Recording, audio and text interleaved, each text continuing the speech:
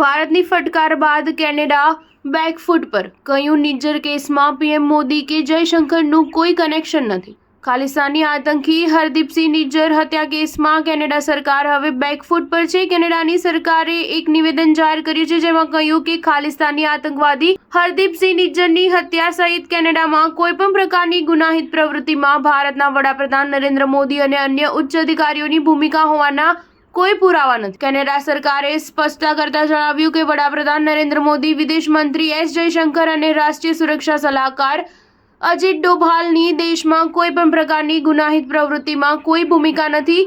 આ સ્પષ્ટતા કેનેડાના એક અખબારમાં પ્રકાશિત થયેલા અહેવાલ બાદ કરવામાં આવી છે, જેમાં દાવો કરવામાં આવ્યો હતો કે ભારતે નિજ્જરની હત્યાનું કથિત કાવતરું ઘડ્યું હતું, પરંતુ હવે કેનેડાની સરકારે આ આરોપોથી પોતાને દૂર રાખ્યા છે અને સ્પષ્ટ કર્યું કે તેને આ આરોપો અંગે કોઈ પુરાવા મળ્યા નથી। આ સંબંધમાં મીડિયા રિપોર્ટ સંપૂર્ણપણે ખોટો અને શંકાસ્પદ છે।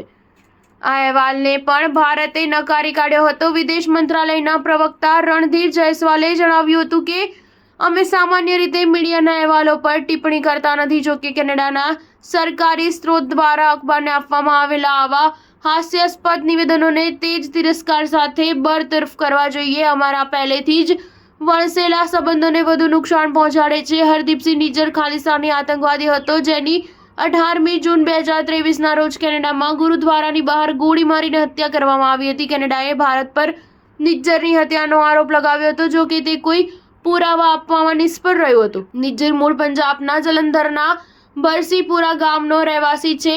એનઆઈએ નિજ્જર પર 10 લાખ રૂપિયાનું ઇનામ રાખ્યું હતું। તેના આતંકવાદી સંગઠન શીખ ફોર જસ્ટિસ સાથે પણ સંબંધો હતા।